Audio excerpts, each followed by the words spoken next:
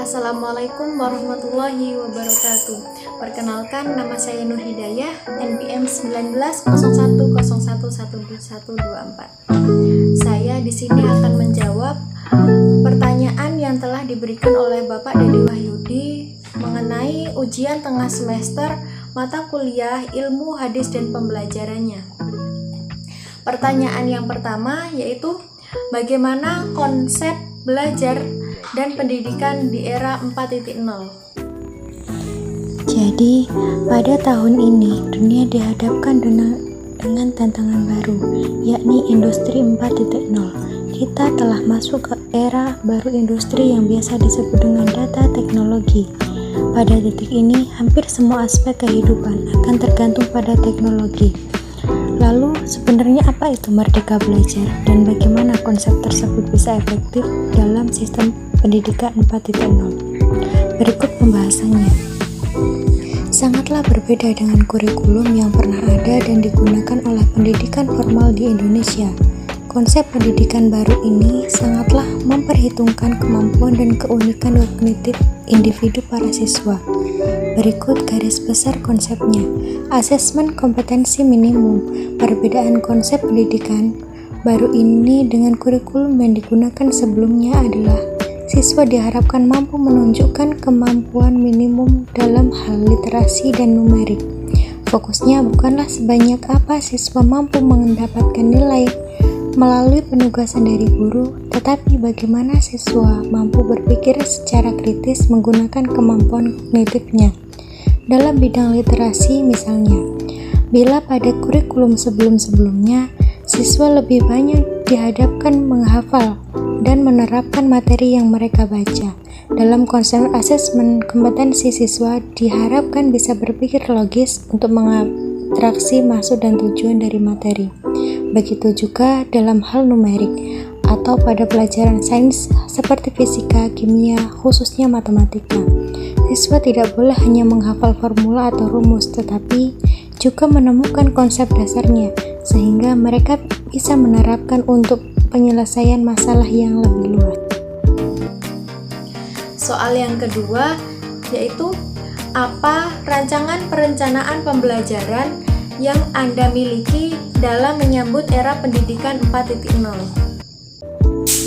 Jadi, pada abad ini, paradigma yang sangat diperlukan dalam belajar dengan melakukan perubahan atau reformasi dalam pembelajaran guna mencari cara baru yang lebih efektif dalam pelajaran.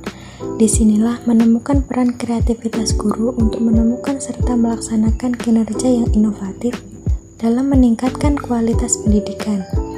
Ini adalah tantangan yang dapat dikatakan tidak hanya berfokus pada yang diajarkan, tetapi juga cara pengajarannya, yang mana pendidikan itu sendiri didasarkan pada kebutuhan untuk memenuhi kebutuhan yang ada di masa depan. Dunia pendidikan sebagai suatu subsistem kehidupan masyarakat perlu menyikapi dengan terbuka berbagai informasi yang ada dalam dunia pendidikan maupun yang terjadi dalam bidang kehidupan lainnya, sebagai upaya untuk mengintegrasinya agar dapat mencapai suatu kondisi pendidikan yang tidak tertinggal dengan perubahan yang terjadi di masyarakat sebagai akibat akumulasi inovasi. Selanjutnya, yang pertanyaan nomor 3, bagaimana strategi pembelajaran Al-Quran, hadis, dan pembelajarannya dalam menghadapi tantangan di era 4.0? Tantangan yang dihadapi dalam pembelajaran di era revolusi industri 4.0 antara lain berkurangnya interaksi langsung antara guru dan siswa. Peran guru tergeser oleh teknologi, peserta didik kehilangan sikap tawadu dan konsep berkah ilmu kepada guru.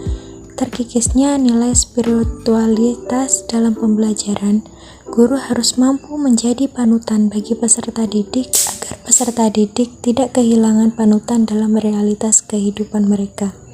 Pengaburan pengetahuan ilmiah dari referensi yang diperoleh melalui media digital dan strategi pembelajaran yang digunakan guru pendidikan agama Islam dalam menghadapi tantangan era revolusi industri 4.0. Antara lain yaitu guru memberikan pembelajaran dengan blended learning. Siswa diberikan kesempatan untuk menyelesaikan tugas berbasis web dan email. Guru mengajar dengan word processor yang dapat digunakan dalam. Guru juga memberikan bimbingan dan arahan berbasis online melalui fasilitas produk media sosial. Soal yang keempat yaitu bagaimana pengembangan media pembelajaran Al-Quran, hadis, dan pembelajarannya yang sesuai dengan era pendidikan 4.0.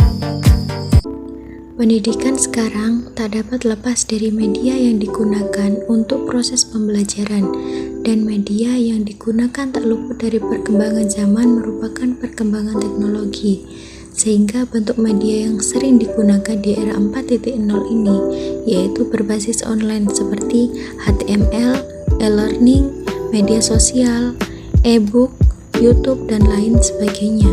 Metode belajar akan lebih bervariasi sesuai berkembangnya zaman yang selalu menuntut perubahan sehingga siswa tidak bosan. Evaluasi pembelajaran Al-Quran, hadis, dan pembelajarannya dapat dalam suasana yang berdampingan dengan COVID-19.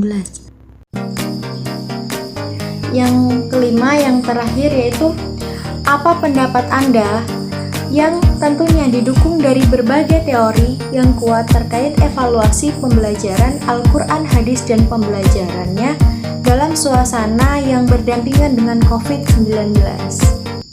Kegiatan mengumpulkan data yang digunakan untuk mengukur sejauh mana tujuan pendidikan telah tercapai, mengetahui pelaksanaan program pembelajaran daring terhadap pencapaian tujuan. Hasil evaluasi ini penting untuk mengetahui kemudahan, kendala, serta solusi. Yang pertama yaitu teori. Evaluasi merupakan salah satu case riset, yaitu peneliti ditunduk kepada kaidah-kaidah ilmu penelitian. Metode yang digunakan dalam penelitian dapat digunakan dalam mengevaluasi. Teknik menarik sampel, instrumen, dan data analisisnya yang sesuai dengan teknik penelitian. Objek evaluasi berupa apa yang dilakukan? Evaluasi dilakukan di semua sektor kehidupan, yang mana setiap sektor memiliki objek evaluasi yang menarik. Evaluasi berarti melakukan penilaian kualitas, baik buruknya, rendah tingginya, kualitas 27 atau kinerja dari program.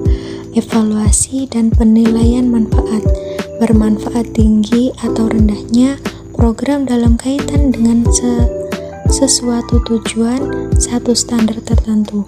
Mengambil keputusan mengenai objek evaluasi dipergunakan untuk mengambil keputusan mengenai objek evaluasi. Jangan lupa support saya dengan cara klik like dan komen di video ini. Terima kasih. Wassalamualaikum warahmatullahi wabarakatuh.